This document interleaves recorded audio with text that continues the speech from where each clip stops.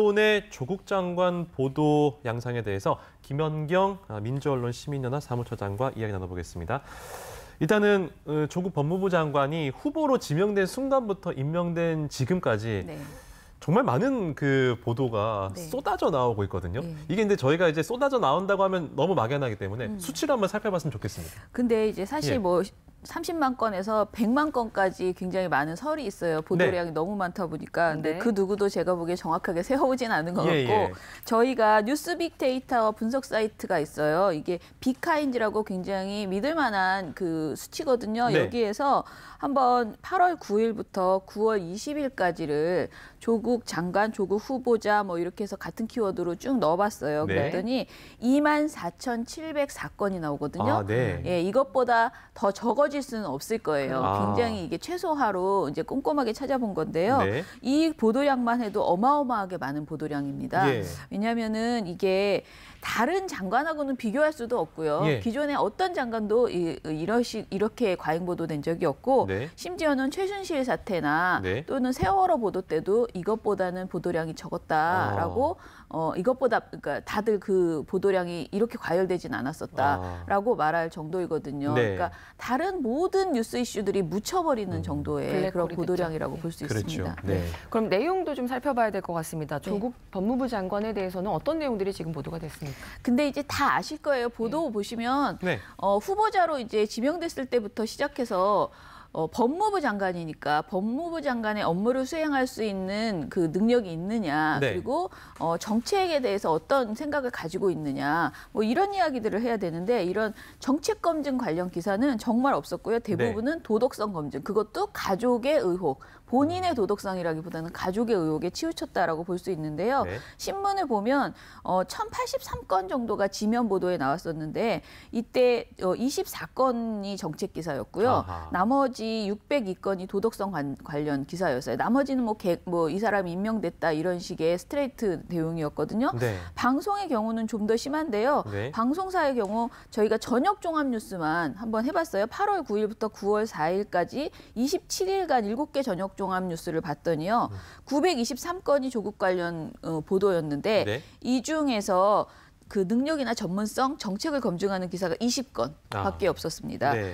그리고 나머지 97.8%가 그 의혹, 그러니까 가족 의혹 관련된 보도였다라고 보시면 됩니다. 그 내용만 정리해봐도 이제 너무 한쪽으로 치우친 언론들의 보도 양상을 저희가 알 수가 있는데 그것 말고도 또 언론들이 이렇게 많은 기사를 쏟아내면서 보여줬던 아쉬움들이 뭐가 있을까요? 지금 사실 많은 국민들이 이제 아쉽다고 생각하는 것은 처음에 문제가 이제 불거지기 시작할 때는 사실은 특정 정당, 그러니까 야당발 의혹, 그것을 가져다가 언론에서 많이 보도했는데 이때도 야당발 의혹을 전하는 앵무새같이 전하기만 했지 기자가 스스로 그 내용을 검증해보고 확인해보는 이런 작업이 굉장히 부족했어요. 그래서 이것 때문에 문제가 됐고 그 이후에는 이제 검찰이 수사를 들어간 다음에는 검찰이 또 정보를 많이 제공을 했는데 이것을 이제 뭐 검찰의 피의사실 공표냐 아니면은 수사 기밀을 유출한 것이냐 이런 표현 자체도 굉장히 논란이 될 정도로 검찰발 소스가 많이 흘러나왔어요. 그런데 이것도 마찬가지예요.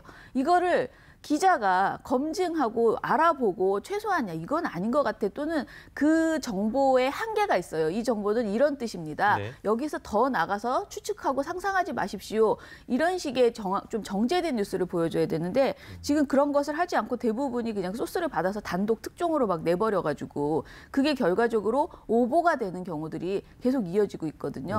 그러다 보니까 이제 언론에 불신이 생기는 그런 문제가 생긴 거죠.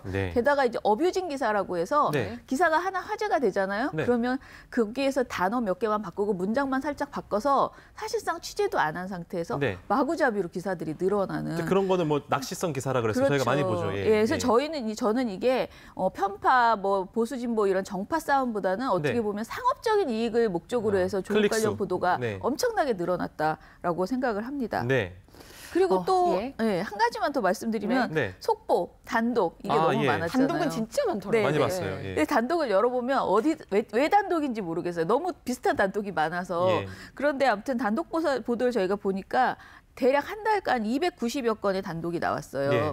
근데 이게 하루에 한 건 정도씩 단독 보도가 이제 쏟아진 건데 사실상 내용 열어보면 단독이라고 볼 수 없어서 아 이거 참 아쉽다. 이 단독을 이렇게 남발하는 게 이제 본인들은 클릭수를 단독이라고 써 있어야 더 많이 클릭하거든요. 보게 되니까요. 네, 그렇게 노리는 건데 너무 정밀하지 못한 보도 때문에 언론에 대한 신뢰도가 점점 떨어지고 있다 이렇게 볼 수 있죠. 네. 네, 지금 시민들의 생각을 좀 이제 들어볼 텐데 저희가 생활하면서도 정말 이 이슈에 대해서 많은 사람들이 이야기를 하고 그리고 의견이 많이들 엇갈리는 게 사실입니다. 시민들은 어떻게 생각하는지 들어봤습니다.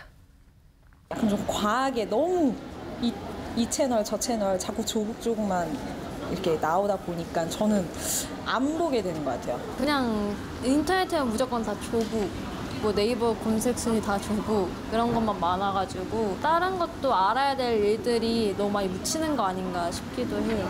요즘 채널을 돌리면은 다 똑같은 취재에 똑같은 뉴스만 반복되는데 이게 특보인지 속보인지 저는 잘 알 수가 없어요.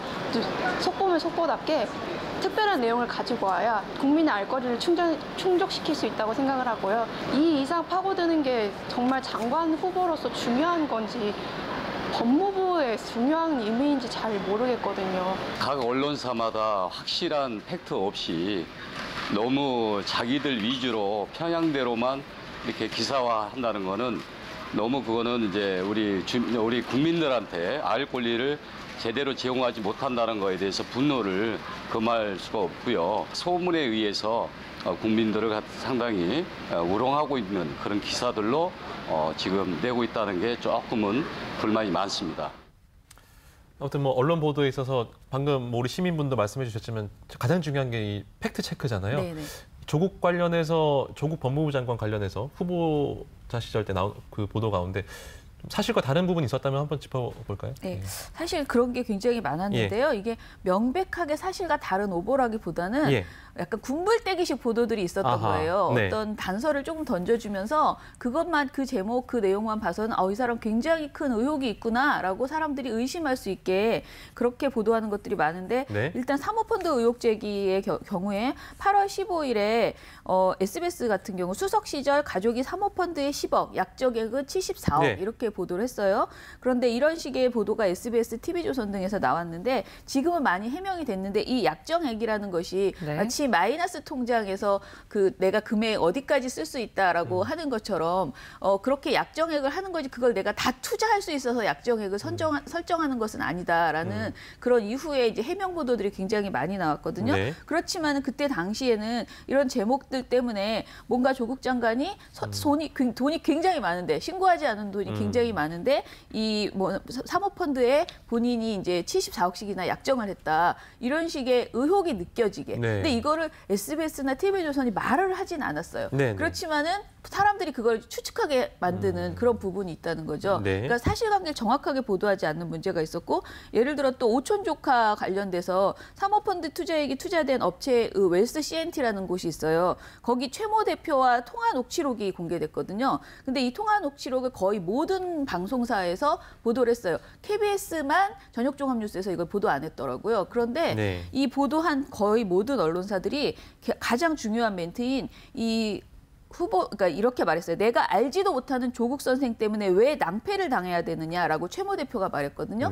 굉장히 중요한 키포인트가 되는 말인데 이 말을 MBC만 보도라고 다른 언론사들은 보도를 안 했어요.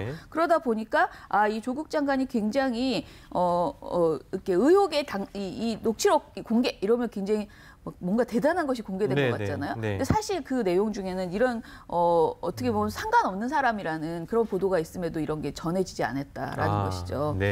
그리고 또 아주 더 심한 거는 버닝썬과 조국이 관련 있다라면서 회식에서 찍은 사진이 한 장 있어요. 연루자, 그 버닝썬 연루자. 그분 그 사진을 보여주면서 막 화제를 삼아요. 이것도 의혹은 있다가 아니에요. 그냥 이 사람하고 사진 찍었고 이렇게 친했다 이런 식으로만 보도가 나오고 있거든요.